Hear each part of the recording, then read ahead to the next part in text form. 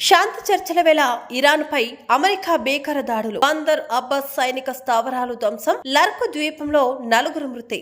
Israel కూడా పాల్గొన్నట్లు సమాచారం. మరోవైపు ఖతర్ లో ఇరు దేశాల ప్రతినిధుల పరోక్ష దౌత్యం. వాషింగ్టన్, టెహ్రాన్ నేడో రేపో ఇరాన్ తో శాంతి ఒప్పందం కుదుర్చుకునే ప్రచారం జరుగుతున్న వేళ పశ్చిమాసియాలో ఊహించని పరిణామం చోటు చేసుకుంది. అమెరికా సైన్యం మరోసారి తన ఆయుధాలకు పదును పెడుతూ ఇరాన్ లోని దక్షిణ ప్రాంతాలపై తీవ్రమైన వైమానిక దాడులకు తెగబడుతోంది. వ్యూహాత్మక ప్రాంతమైన బందర్ అబ్బాస్ సహా పలు ప్రాంతాల్లో ఇరాన్ సైనిక స్థావరాలను అమెరికా బలగాలు ధ్వంసం చేశాయి. ఈ దాడుల్లో ఇరాన్ వైపు లర్క్ ద్వీపంలో కనీసం 4 ప్రాణాలు కోల్పోయినట్లు తెలుస్తుంది. ఈ ఆపరేషన్ లో ఇజ్రాయెల్ సైన్యం కూడా పాలు పంచుకున్నట్లు సమాచారం. అమెరికా సముద్రంలో మందు పాత్రలు, సీ మైన్స్ పరిచేందుకు ప్రయత్నిస్తున్న ఇరాన్ బోట్లను, క్షిపణి ప్రయోగ లాంచ్ ప్యాడ్లను తాము ధ్వంసం చేసినట్లు అమెరికా సెంట్రల్ కమాండ్ ప్రతినిధి తిమోథీ హ్యాకిన్స్ అధికారికంగా ప్రకటించారు. తమ దేశానికి చెందిన 2 విమాన వాహక నౌకలు, 2 డజన్లకు పైగా యుద్ధ నౌకలకు తీరం వెంబడి ఉన్న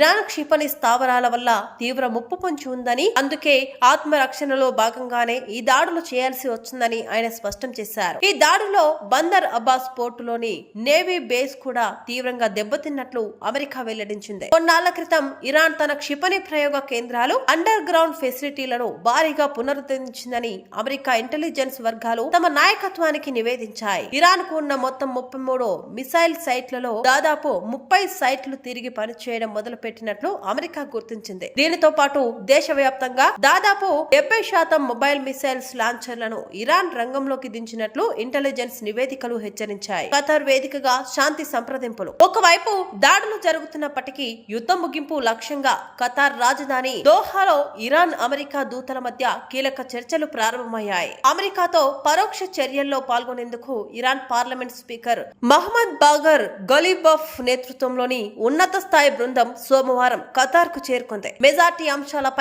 ఇరు దేశాల మధ్య ఇప్పటికే ఒక అవగాహన కుదిరిందని ఇరాన్ విదేశాంగ శాఖ అధికార ప్రతినిధి ఇస్మాయిల్ బగాయి మీడియాకు వెల్లడించారు. అయితే చేయాల్సిన పని ఇంకొంత మిగిలే ఉందన్నారు. ప్రస్తుత చర్యల్లో లెబనాన్ తో సహా యుద్ధాన్ని పూర్తిగా ముగించడం పైనే తాము దృష్టి పెట్టామని, అణ్వస్త్రాల అంశంపై ఇప్పుడు మాట్లాడడం లేదని ఆయన స్పష్టం చేశారు. యుద్ధం ముగింపుపై అవగాహన ఒప్పందం కుదిరిన తర్వాత ఆపై 60 రోజుల వ్యవధిలో అణు సంబంధిత అంశాలపై చర్చిస్తామని ఇరాన్ ప్రకటించింది. ఈ దాడుల నేపథ్యంలో దోహా చర్యలు ఎలాంటి మలుపు తిరుగుతాయనేది ఇప్పుడు అంతర్జాతీయంగా ఉత్కంఠ రేపుతుంది.